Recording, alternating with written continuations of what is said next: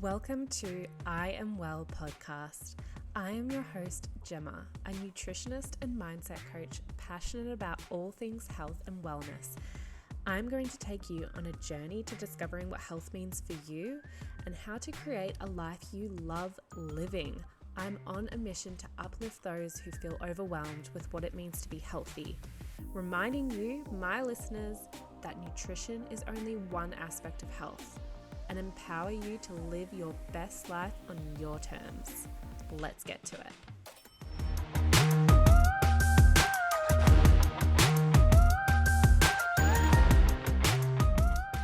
Hello everyone, and welcome back to I Am Well podcast. Today, first, let me just go through a little of housekeeping stuff, I guess, for the business before I get into what I want to talk about today. So I do have the waitlist open for my Balance group program. This is a group program for like-minded women who all are on a journey to creating the healthiest version of themselves, to discovering how that journey looks for them, how they can create it, and how they can sustain it. And it's where we will go together weekly, jump on live Zoom calls where I can explain to you the tools that you can use and implement in your life. I've got 9 modules to kind of go through to help you with that. And then with the last month, I really want to try and have us all do a fasting reset lifestyle for the month and do it a lifestyle that suits you. So there's different things that you can pull out with a fasting lifestyle and different tools you can use. Not one way looks the same for everyone. And that's why I love it, because it's not a diet. It's a lifestyle. It really is. So I have the waitlist open for that now, and it goes for 3 months, the program. The actual intake will be open on the 20th of May. And so for those people who are on the wait list, you will be contacted first. You will get first preference, and we will start 1st of July. So it's going to be a program for those wanting to kickstart their health and really get them on track and reach their health goals before the end of 2024 is up. I've also got the wellness retreat that myself and Gabby are hosting in Brisbane and Gold Coast coming up. So Brisbane will be hosted on the 15th of June on a Saturday, and Gold Coast is on the 6th of July. And this is all based on women's cycles, women's hormones, how to eat to your cycle so that you can thrive and feel your best, how you should exercise to your cycle. And yeah, we've got so much more to do. There's going to be a Pilates session, there's meditation. You're all going to get one of my wellness journals. We have light snacks provided, and you also go home with a bunch of essential oil kits too that you would have made at the retreat. It's jam-packed with a whole lot of information on how to feel your best and how to embrace your own hormones, embrace your own body as a woman, and teach things to women that we may have not got taught and probably didn't get taught growing up. So we're both really passionate about this. So yeah, if you are interested, I will have the link in the show notes below, and you can just click on the link and you just have to sign up. And the tickets are $99, so you just pay for a ticket and your spot will be secured. I think we only have 5 spots left for Brisbane, and I think I think it's maybe 4 spots left for Brisbane, maybe 5 spots left for Gold Coast. I can't remember now, but yeah, they're getting taken up fast, so please don't miss out. Especially if you obviously live in the area. Now, let's get stuck into today's episode. Where do I start? If anyone has been following me on Instagram, they would have seen I've done a few little rants here and there about women's health. I think this morning was the straw that broke the camel's back. I've always, my whole life, have been dealing with painful periods, and they come and go. You know, some months are worse than others. I was on the pill for a long time there, and I think that kind of calmed the pain a little. I still got painful periods though when I was on the pill, and I'm not on it anymore. I haven't been on it for over a year now, but the pain that I get is excruciating. It's so insane. Like, some months are better than others. Some months are fine, but I woke up this morning in such pain. I was like, I thought I was going to pass out. I started getting dizzy. I wanted to vomit. I had to go lie down in my bed because I was just like, I can't move. Like, I was sweating and I was shaking. And the kids, the poor kids, they were like coming in like, Mom, we want to go to kindy, take us to kindy. I'm like, oh my God. I was like, I don't know how I'm going to do this. I don't know what I'm going to do. I called my husband, and he is literally like an hour away for work.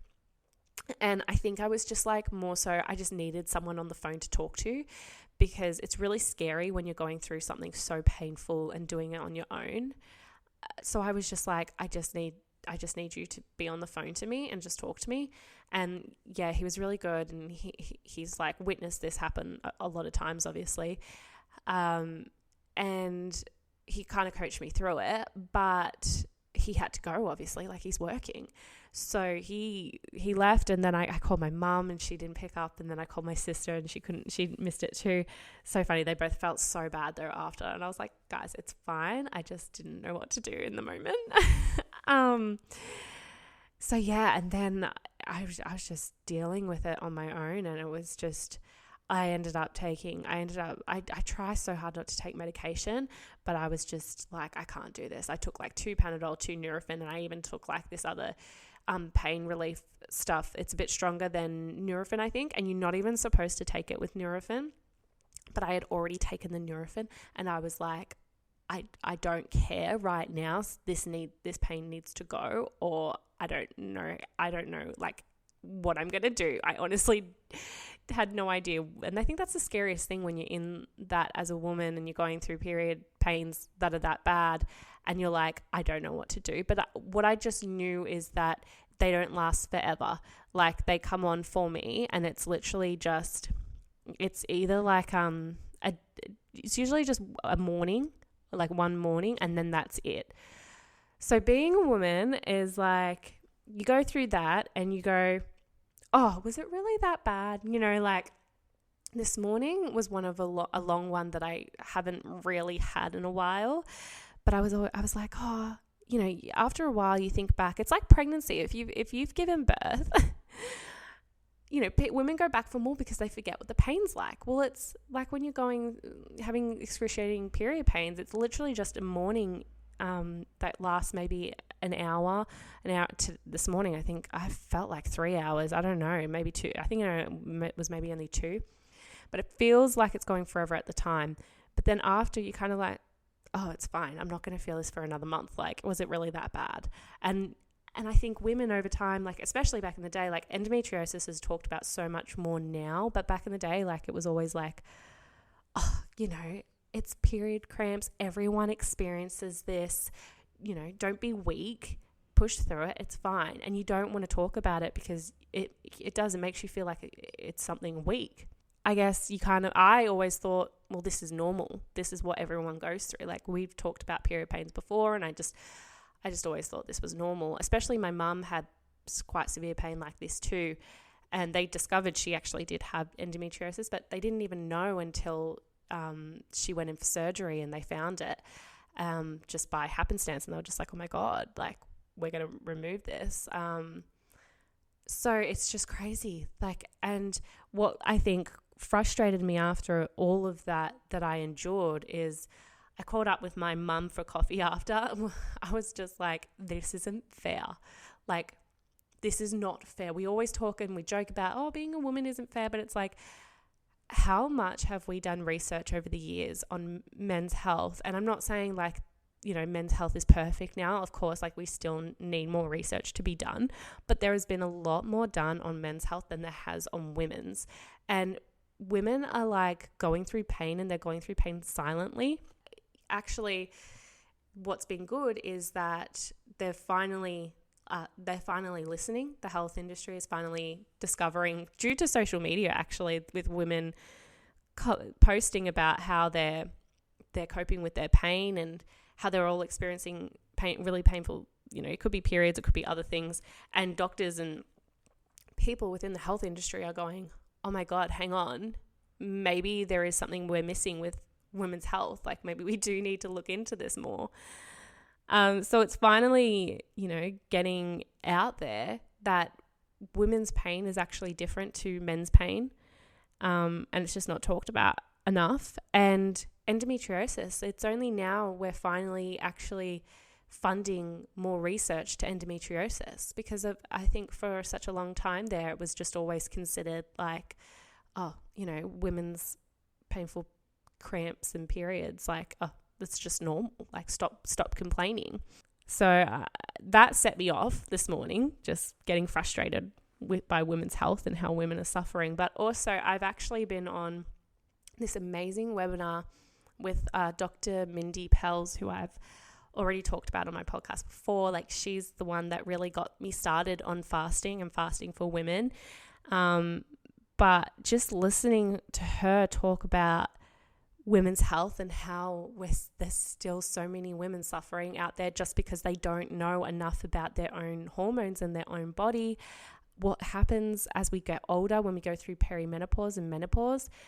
And it's just so frustrating. Like, it's definitely getting more talked about now, but still not enough. We don't get taught this in school. Like, our hormone cycle is so much more complex compared to men. Like, men, they get that testosterone boosted every 15 minutes. And women, we have, sometimes estrogen will rise, and then estrogen will lower and progesterone will rise. And then at one point we have like progesterone, estrogen, and testosterone all boosted at once. And, we're supposed to just eat a diet that is normal the same time every month? No, we shouldn't. Like, your hormones actually need different types of foods at different times. Estrogen thrives off more of a high-fat diet, so more of a keto diet, and progesterone thrives off more healthy carbohydrate diet. And we don't get taught that, so women are doing like calorie deficit diets, and then they're getting to, say, a week before their period when progesterone is trying to come up, and they're like feeling really irritated and really irritable and getting moody, and they're trying to stick to their diet and it's not working, and they're like, what's wrong? And it's because progesterone is literally knocking at the door going, give me carbs. What are you doing, woman? Give me glucose. I need this.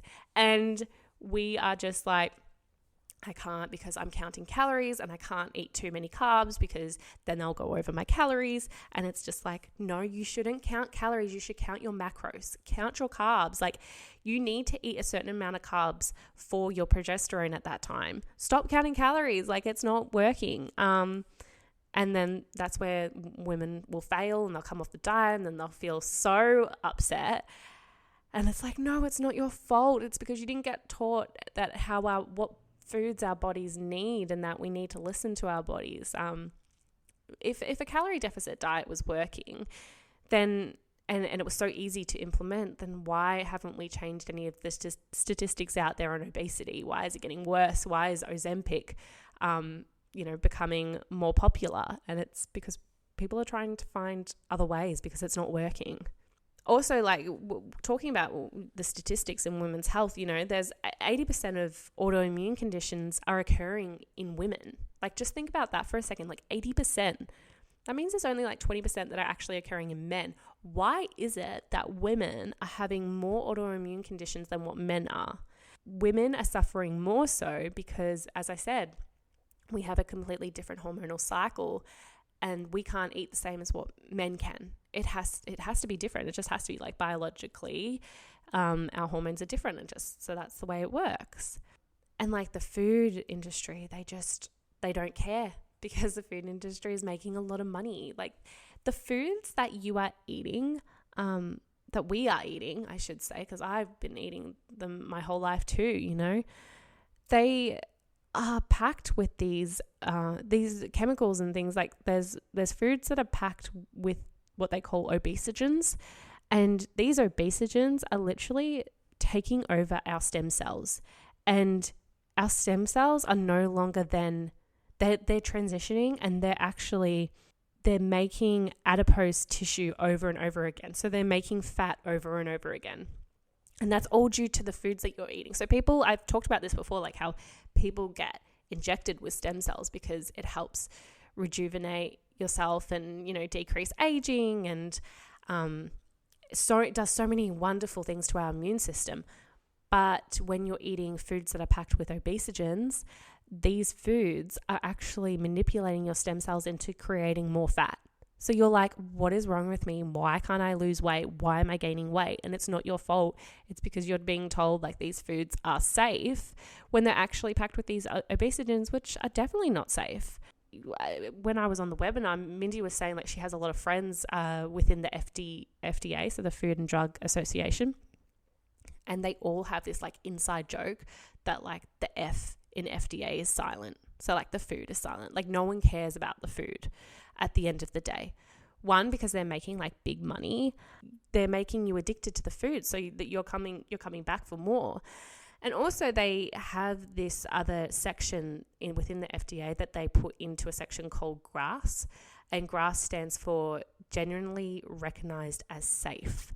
So those foods that have these obesogens in them, they're like, look, we've tested kind of, and I think they're safe, but we're not 100% sure. So we're just going to pop it into this category called generally recognized as safe. And see how that goes. And then they're going to wait in years' time to tell us whether it's good for us or not. And at the end of the day, we all know like whole foods that are grown, foods that haven't been manipulated a lot by man, they're better for us than these foods that have been ultra processed. But clever marketing and clever labels is like low carb, low fat, and that'll tell us like it must mean it's healthy. But there's like food that is packed with estrogen mimickers. Like, did you even know that there's like estrogen mimickers within food? And these estrogen mimickers are going into, it's fake estrogen, and it's going into our body, and our cells are taking it up, and the cells are going, wait, hang on a second, this isn't the real estrogen. I don't want this. They're kicking them out, so that this fake estrogen is like floating within the body. The brain goes, oh, okay, we've got estrogen coming into the body. I won't make any more estrogen. So this is affecting your hormonal cycle. You're not producing enough estrogen, but you've still got this fake estrogen floating in your body that your body doesn't know what to do with. So your body, to help protect you and help keep your organs safe, will store it as fat. So you could be eating a calorie deficit diet and eating, say you love like, I don't know, different types of breads and pastas and a healthy chip packet or something that says it's healthy and it says it's low fat and it says all this, and you're actually ingesting these estrogen mimickers and you're still sticking to your calories, and you're like, why am I putting on weight still? Like, what's going on? And it's like, it's not your fault. It's because the food and drug industry they're putting these harmful chemicals in these foods so that you are addicted and you come back for more, and they're making big bank off it, and your health is suffering for it, and you're putting on weight, and you're like, I'm on my calories. Like, why am I still losing weight? So yeah, it's not fair. Anyway, I feel like that was a huge rant of why I'm so passionate about this, but the more you know, right? The more you know what's going on within the health industry, the more you can be aware and the more you can make smarter decisions. And the health industry and the big pharma and stuff, like, they're not going to want to try to create quick, easy fixes because they don't want you to eat better, or they don't want you not to get these illnesses and stuff, because that's what they're making so much money out of. So what we need to do is we need to take back our power And that's why I love a fasting lifestyle, because fasting helps your body heal itself. It helps you eat less, and it helps reset your dopamine receptors.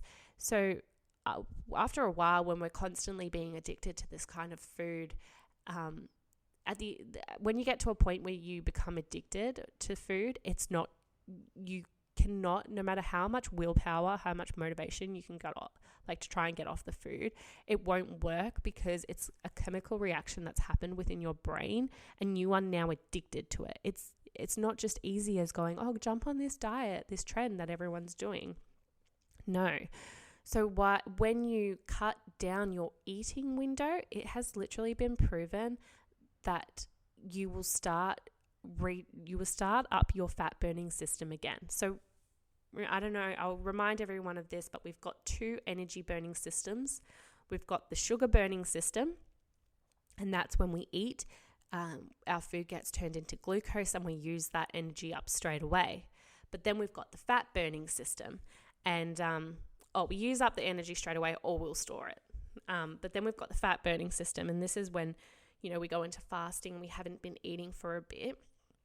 Our blood sugar levels can drop and our body needs energy. So what it will go, it'll go to the stored energy, which is usually in your muscles or your liver. They're the 2 main spots, or your fat stores. They're the 2 main spots where it'll go, but there obviously is other places that we store glucose.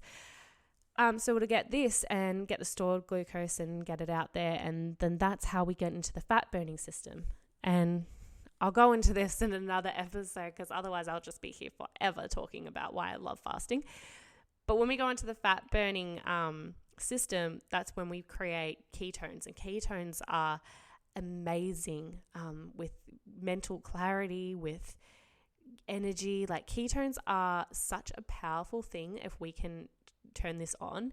And people are always saying, like, well, we need to have sugar. We need to have sugar for our brain. We need to have glucose for our brain. Let's remember that. Like, glucose, yes, it's technically sugar, but I literally saw, okay, I'm kind of going off topic again here, so bear with me, but I literally saw a post the other day, and I followed the Glucose Goddess. Like, I love her stuff, but she posted something the other day talking about how we don't need sugar. Like, we literally can survive without sugar. And there was mostly men, I will admit, commenting on it, going, yeah, you do. Your brain needs 50% sugar to survive. And I don't even know if they said 50%, because I know it needs 50%. I don't even know if they said that. But they were just saying, yeah, your brain needs sugar to survive. So yes, we do. And I was just like, I was so close to commenting, but then I was like, don't get, this is just not what you need, Gemma. This is just negative energy. You don't need this. Don't get involved. People are misunderstanding. When we actually don't need sugar to survive, we do need glucose for energy, but we can get that from other food. So when you're eating, carbohydrate, the carbohydrates get broken down and that gets turned into glucose. And yes, your brain needs 50% glucose, but your body actually doesn't need straight sugar. Your body there's different types of sugars out there, and your body can break down the sugars like in fruits and stuff and use that as glucose. But technically you don't actually have to you can actually live without sugar. But carbohydrates, they get broken down into this glucose that your brain uses 50% of. The other 50% are ketones. So that's why ketones are so amazing and are needed. And sometimes we're not creating a big enough fasting window. So like during our sleep, say if you're eating like really late at night to like midnight, and then you're having sleep, and then you're waking up at like 6 a.m. Like, you're only getting 6 hours of sleep, and then what you eat at like 6:30, it's like 6.5 hours of fasting, and it's not enough to start making ketones. You need at least 8 hours for your body to start producing ketones, and that's when you use the fat burning system. So anyway, I went off a huge tangent then, but just to kind of explain, like, that's what our body like needs. Our brains need half glucose, half ketones, and actually our mitochondria, which is the energy part of our cells. It helps, prevent us from aging. It helps keep our energy levels up, helps keep us thriving. This also needs half glucose, half ketones. So fasting is just a normal everyday thing. Like, we do actually need to fast because we need it to live. But we've created it into another kind of diet per se. And as I've talked about before, I hate focusing on diet. I love saying a fasting lifestyle, because you can manipulate fasting how you can work it to your life. Plus, you have to go in and out of it. One, for metabolic switching, which I'll talk about in another episode. But two, you also need it to produce ketones and glucose for your brain and your mitochondria.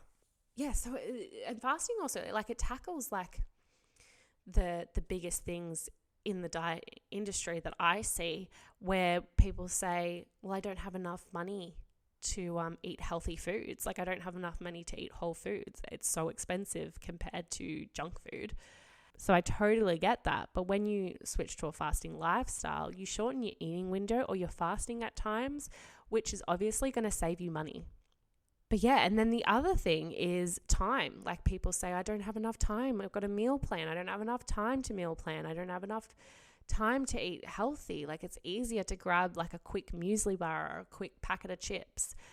And I totally get that too, because I've tried meal planning and with kids and, just life. It gets hard. I totally can relate. But what you can do with fasting is that you can choose when to eat.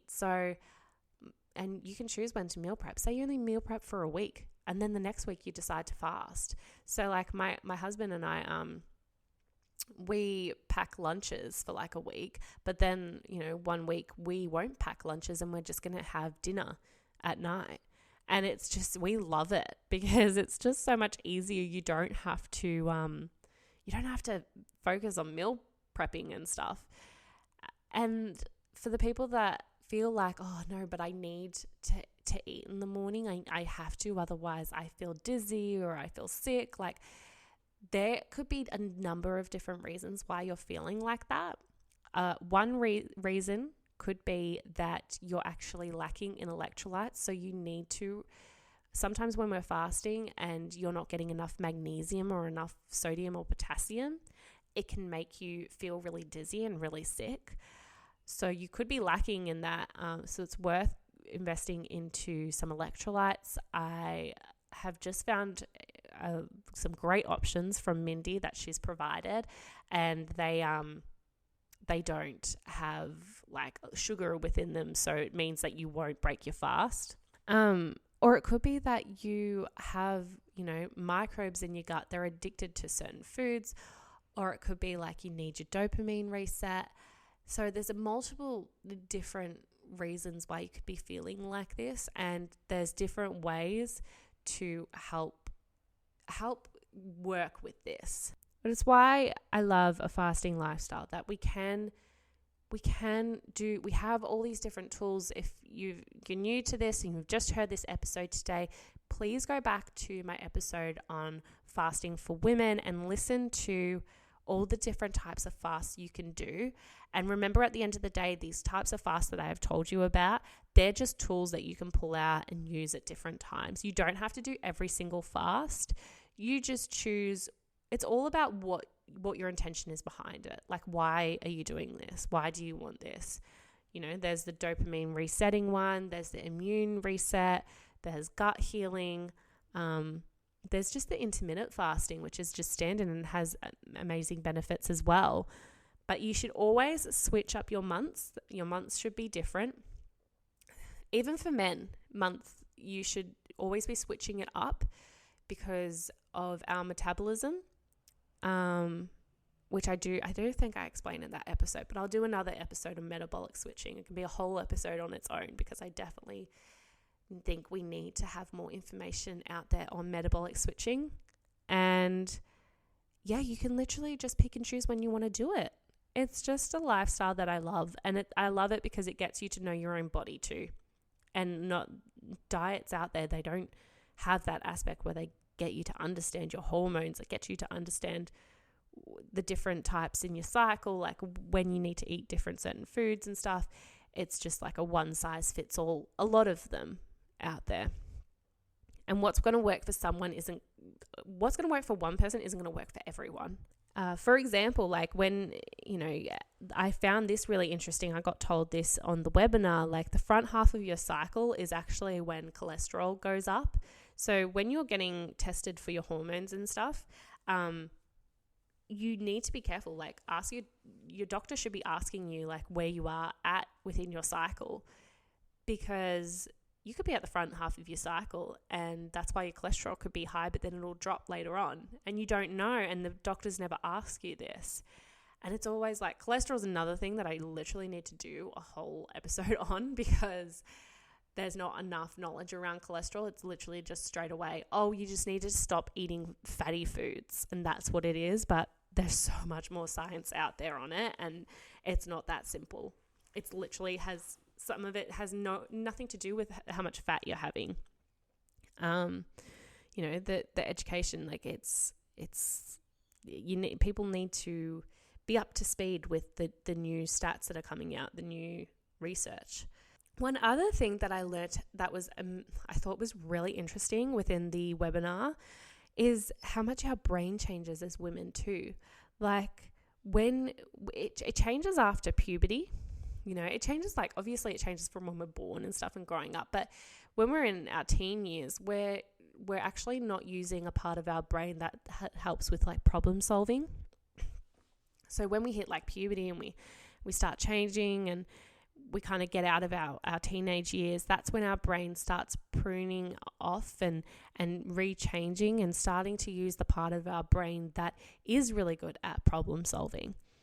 And what this is for all the women who are mothers out there. I loved hearing about this one because it makes so much sense. Like when you hear about baby brain pruning is like when we're at postpartum, so after we've given birth, we actually lose 30% of our brain matter. And that happens so that we can start using this other part of the brain that focuses more on intuition.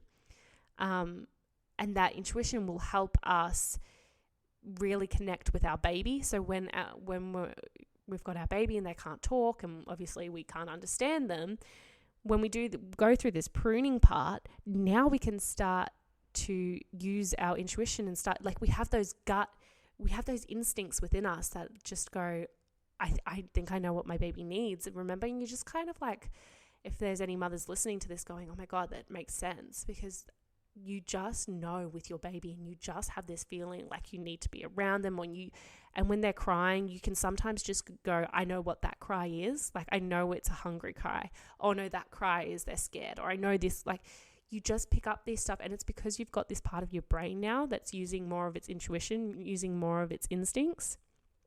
But it's also why we have baby brain, because we've pruned off a part of our brain. So we don't have, we're not able to as easily remember a list that we've written out or something. And then we go through menopause and we have brain pruning again. And this pruning lasts for like 10 years. So I'll go through another episode with all that too. There's literally so much information that I just want to get out there for women. And there's information for men, and men should know. And men should know about this stuff for women too, especially if, you've got a partner who's a woman. Like, you need to understand their hormones, because there's different times within our cycle where we are at our best, and then there's other times that we do need that little bit more support. Anyway, I've talked to you all your ears off, I'm sure. I love these facts though, and as I said, the more you know about women's health and how much we're suffering and stuff, and the more you know what's going on within the food industry, the better equipped we can be at taking ownership of our own bodies and our own life, and saying like, okay, I'm going to start looking after myself now. I'm a huge advocate for preventative health than I am for just trying to find a cure. Like, because that's not working. That's what the doctor in the medical industry, that's what they're all doing. Like, they won't look after you until you come in with a disease or illness, and then it's like, okay, now we'll start figuring out what's going on. But there's just, and it's not the doctor's fault, like they just don't get paid enough to only have a certain few clients, the patients. They literally have to be back to back with patients in order to make the same amount of money that they made like 20 years ago. So it's not their fault. It's just this whole system's just messed up, really. And our health just isn't as important, and especially women. But the good news is that more information is coming out, and this is what I'm passionate about too. Like, this is why I do what I do. This is why I'm creating the group program, because I want women to come together in a little community and help each other, like lean on each other and become the best version of yourselves and feel amazing and understand yourself, understand your body, and live the life that you want to live. I also still have Thrive open. The deal that was on, that is over now, but Thrive is still open until the end of May, start of June. Yeah, there are payment options. There is a 6-month payment plan for that. Otherwise, I will leave you all to it. All the links will be in my show notes below. And thanks, guys, for listening. And I will talk to you all in the next episode.